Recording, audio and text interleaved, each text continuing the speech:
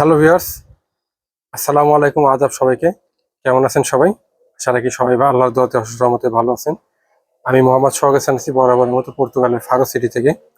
তো বন্ধুরা, যারা ক্রোয়েশিয়ার ভিসার প্রত্যাশী আছেন, ক্রোয়েশিয়ার কিছু রুল চেঞ্জ হইতেছে, আমি সেই বিষয় নিয়ে আমি আলোচনা করতেছি। তো নতুন যে কিছু আপডেট, সেই আপডেটগুলো নিয়ে আমি আলোচনা করতেছি। সবচেয়ে যে এই টপ যে আপনার যে আপডেটটা আছে, যেটা অনেক কিছু পরিবর্তন হইতে যেতেছে, সেই জিনিসটা আমি আলোচনা করব। তো ভিডিওর মেইন টপিকে চলে যাওয়ার আগে আপনাদের কাছে একটা অনুরোধ, যারা আমার ভিডিওটা নতুন দেখবেন, প্রথমবারের মতো দেখবেন, তারা অবশ্যই আমার ভিডিওটা পুরোপুরি দেখেন।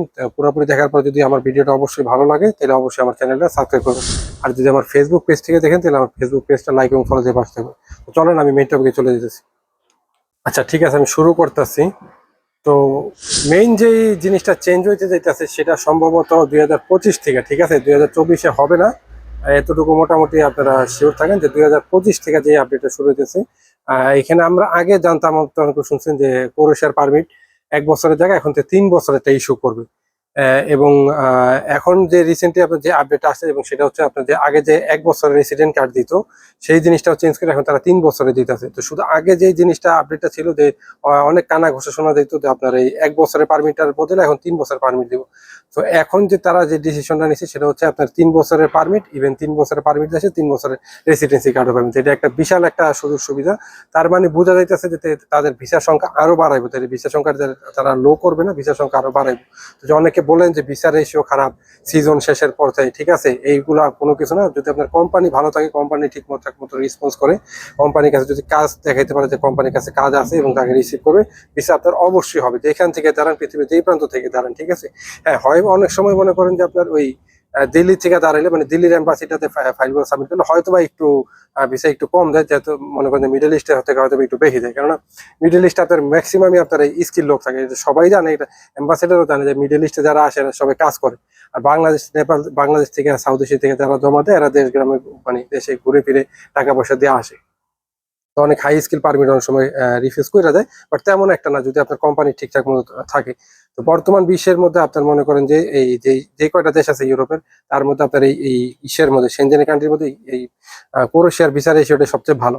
তো অনেক দিন ধরে কানা কষা শোনা যাইতেছিল, আর যে কানা কষাটা যেটা আমি এখন কথা বলছি, যে 3 বছরের পারমিটটা, এটা অনেক দিন ধরে শোনা যাইতেছিল। তো ক্রোয়েশিয়ার এর আগেও কিন্তু অনেক ধরনের আপনার কানা কষা যেগুলো শোনা গেছিল, সেগুলো কিন্তু সত্যি হয়েছে, এবং ম্যাক্সিমামই আপনার আপনার এন্ড অফ দ্য ইয়ারে অথবা মিডল অফ দ্য ইয়ার থেকে জিনিসটা স্টার্ট হয়েছে। 3 বছরের যেহেতু কানা কষা শোনা গেছিল এই বছরের প্রথমের দিক থেকে বা মিডলের দিক থেকে, তার মানে এটা 2025 সাল থেকে এটা তারা যে শুরু করবে, এটা মোটামুটি শিওর। দেখেন 2022 সালের দিকে ওরা কানা ঘোষণা করতেছিল যে আপনার এই সাথে কুনার পরিবর্তে, পরিষদ কুনার পরিবর্তে আপনারা ইউরো চালাবে। তো এবং জুন জুলাইয়ের দিকে কিন্তু অলরেডি এই ইউরো সিস্টেমটা চালু হয়েছে। এবং যেটা হট টপিক, যেটা আপনার ব্যয় শেষে মনে করেন যে আপনার শেষের পরের দিক দিয়ে শোনা গেছে যে সেনজেন হয়ে যাবো, সেনজেন হয়ে যাবো, অনেকে বলা বলি করতেছিল। এবং যেটা শেষ মাসে 2023 সালের প্রথম দিকে, সেটা কিন্তু অলরেডি সেনজেন হয়ে গেছে, ঠিক আছে। এখন যেহেতু বলছে যে 3 বছরের পারমিট দিব, 3 বছরের রেসিডেন্সি কার্ডও মনে করে যে তারা ইস্যু করবো। তো সুতরাং বোঝা যাইতেছে যে এখানে আপনার এটা হবে, এবং 2024 সালে না হলে 2025 সালের মধ্যে হবে।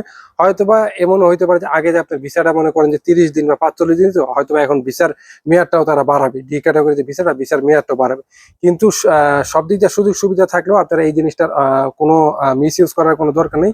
যারা ক্রোয়েশিয়াতে আছেন, কোম্পানি কাজ দেয়, ওখানে থাকেন, ভালো অপরচুনিটি আছে, ঠিক আছে। কাজ কাম না দিলে হয়তো আপনারা অন্য দেশের কথা চিন্তা ভাবনা করতে পারেন। কেননা এখন যদি আপনারা এই বর্তমানে যে মার্কেটটা আছে ক্রোয়েশিয়ার, এই মার্কেটটা হারাইলে বাংলাদেশের মানুষের আর কোনো জায়গায় মার্কেট গুলো থাকবে না।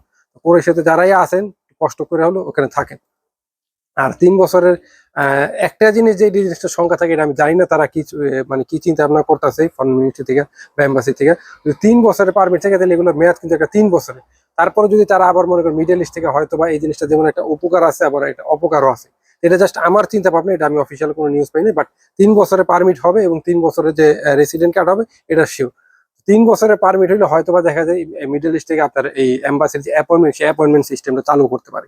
তো এটা অনেক লস হয়ে যাবো। আপনি মনে করেন যে এখন একটাই মনে করেন যে দেশ আছে যেটা ক্রোয়েশিয়া, সে ক্রোয়েশিয়াতে খুব ইজি ভাবে ফাইলগুলো সাবমিশন করা যায়, কোনো প্রকার কোনো আপনার এক্সপিরিয়েন্স সার্টিফিকেট ছাড়া, কোনো কোম্পানি এনওসি বা আপনার এই ব্যাংক স্টেটমেন্ট ছাড়া। তো আমার কাছে মনে হয়েছে যে 3 বছরের পারমিট হইলে হয়তো বা এখানে এম্বাসির অ্যাপয়েন্টমেন্টের সিস্টেম হয়তো বা চালু করতে পারে। আমি আমার কথাটা টোটালি মিথ্যা হোক, আমি জিনিসটা মনে মনে থেকে চাই, ঠিক আছে।